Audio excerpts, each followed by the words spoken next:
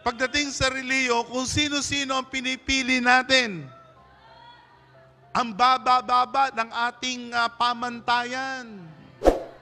Pero pagdating sa sanglibutan, sa sekular na buhay, ang taas. Kailangan espesyalista. Ang gagawa ng bahay ay hindi si engineer. At ang kailangan gumawa ng sasakyan ay hindi si siraniko. Sino kinukuha natin? Specialist. Pagdating sa reliyon, kahit sino lang. Kaya marami ang napapahamak, nadadaya, nalilin lang. Purihin ang Panginoon. Sa PMCC Portwatch tayo ay napangaralan ng mga sugo ng Diyos. Purihin ang Panginoon. Sapagkat ang mga sugo ng Diyos ang magsasalita ng salita ng Diyos.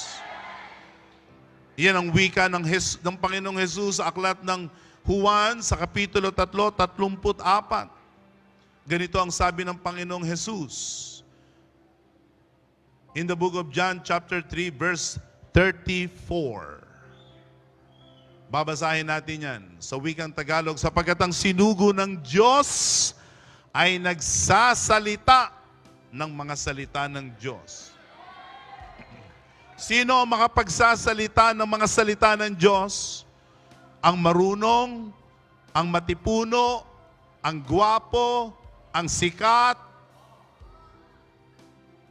Sino ang makapagsasalita ng salita ng Diyos? Ang mga sinugo ng Diyos.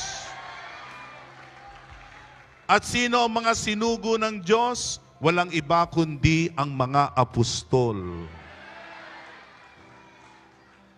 Ang sabi ng Panginoong Hesus sa aklat ng Lucas sa Kapitulo 11 sa talatang 49, ayon sa karunungan ng Diyos. Purihin ang Panginoon. Ayon sa karunungan ng Diyos, magsusugo ako ng mga propeta at mga apostol. Ano ginagamit ng Diyos para suguin ang propeta at apostol? Karunungan ng Diyos. Kaya ang sino mang apostol na suguin, masasampalatayanan nating lubos. Ang Diyos hindi nagkamali sa pagsusugo sa kanila. Kaya ang mga apostol at ang kasamahan ng mga apostol, sila ang may dala ng tinig ng Diyos.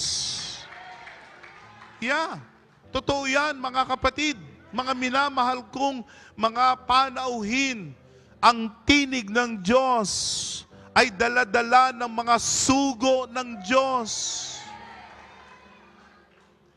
Pakinggan nyo lamang ang sabi sa aklat ng 2 Korinto, Kapitulo 5, sa talatang 20. In the book of 2 Corinthians chapter 5, verse 20, the voice of God is actually carried by the sent ones of God. Kami nga'y mga sugo sa pangalan ni Kristo. Waring namamanhik ang Diyos sa pamamagitan namin. Ang Diyos namamanhik. Namamanhik. The Bible says, we are Christ's ambassadors. And God is appealing.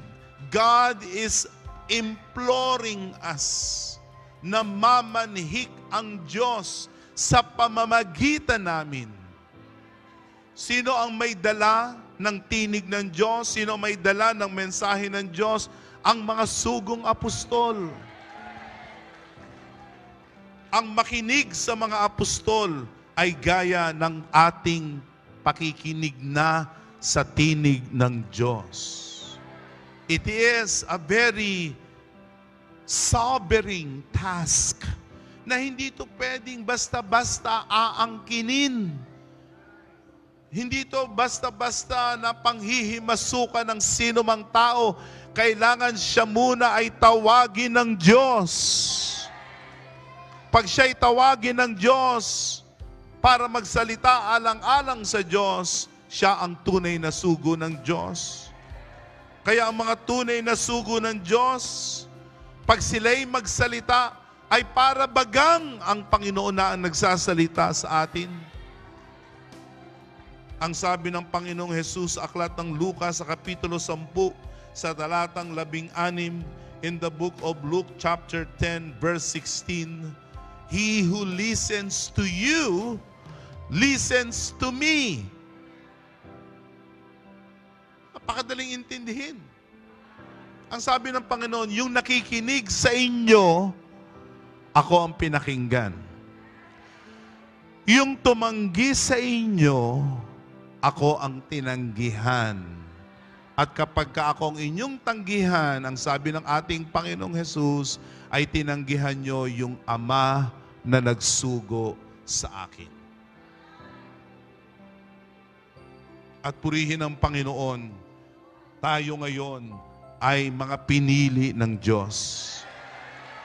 Sapagkat tinanggap natin ang tinig ng Diyos na dala-dala ng mga tunay na sugo ng Diyos. Habang ang Diyos ay nagsasalita, habang ang Diyos ay nagpapahayag, mayroong susuguing apostol ang Diyos. May susuguing tagapagsalita ang Diyos.